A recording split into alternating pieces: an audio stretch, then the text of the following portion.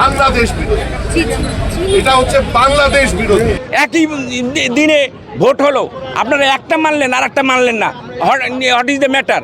তারা তাদের পারিবারিক তন্ত্র এবং তাদের সেই ফ্যাসিস্ট আমলের আবার সব কিছু আবার ফিরিয়ে আনছে। এসে তোমরা তোমরা প্রণয়তা সাজবা, এইটা আমরা নিতে পারবো না। এই ফ্যাসিবাদীর সাথে আতাত করা, এই ফ্যাসিবাদী যারা গোপন আতাতের মাধ্যমে এই ভারতকে তুষ্ট করা, দিল্লির দালালি আবার পুনঃপ্রতিষ্ঠা করা, এই পুনঃপ্রতিষ্ঠার ষড়যন্ত্রে এরা লিপ্ত হয়েছে এবং আবার সেই ফ্যাসিবাদী যুগে আমরা ফিরে যাচ্ছি, এটাই আমাদের শঙ্কা। সুতরাং অবিলম্বে সংস্কার পরিষদ গঠন করতে হবে। সংবিধান সংস্কার পরিষদ গঠনের মাধ্যমে জুলাইকে বাস্তবায়নই আমাদের দাবি। গণভোট মেনে নিতে হবে। আপনারা একই দিনে একই সরকারের আমলে একই সংবিধানের আপনারা সংবিধানের দোহাই দেন, একই দিনে ভোট হলো, আপনারা একটা মানলেন আর একটা মানলেন না। What is the matter? এখানেই আপনাদের ষড়যন্ত্রের কথা প্রকাশ পাচ্ছে। আপনারা সাংবাদিক ভাইরা এগুলোকে আপনারা আইডেন্টিফাই করেন, এগুলোকে প্রচার করেন। ষড়যন্ত্র যারা আবার ক্ষমতাসীনরা আবার যাতে দীর্ঘায়িত করতে পারে, যেমন 5 বছরের মেয়াদ অতিক্রম করে 10 বছর, 10 বছর অতিক্রম করে 17 বছর, যারা পূর্বের শয়তানি বদমাশি করে তাদের পথ টিকিয়ে রাখতো, সেই পথ টিকিয়ে রাখার আবার পায়তারা করছে। তারই ধারাবাহিকতায় এগুলো হচ্ছে। তাদের ক্ষমতার মেয়াদ বৃদ্ধির জন্য যারা বর্তমানে আছে,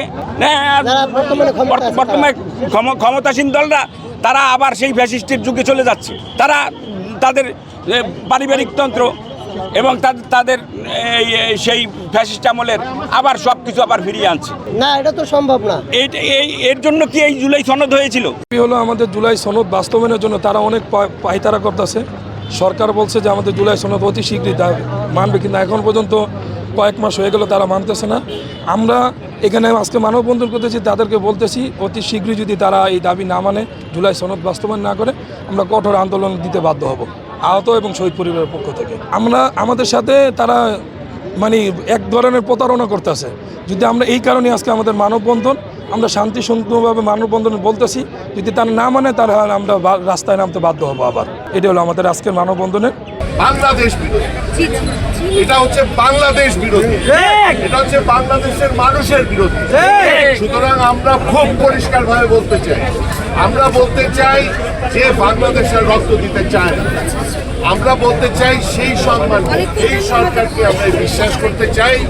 এই সময় আমরা এই জুলাই সনদের যে কাঠামো, সেটা এই সরকার বাস্তবায়ন করবে এবং এইসব ধান্দা পানি, এই আইনি ধান্দা আর এইসব ধান্দার থেকে বাদ দেওয়া, জুলাই যে জন্য হয়েছিল এই জন্য মানুষ রক্ত দিয়েছিল, সেটা সম্ভব।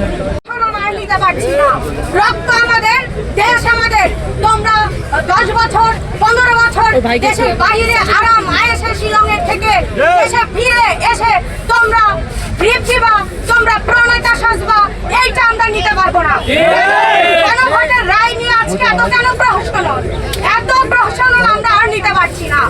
আমরা 17 বছর ধরে একটা রাষ্ট্রযন্ত্র, একটা শক্তিশালী, একটা সুসংগঠিত, একটি সবচেয়ে বেশি জঘন্য স্বৈরাচারী রাষ্ট্রযন্ত্র, সেটাকে আমরা সরিয়েছি।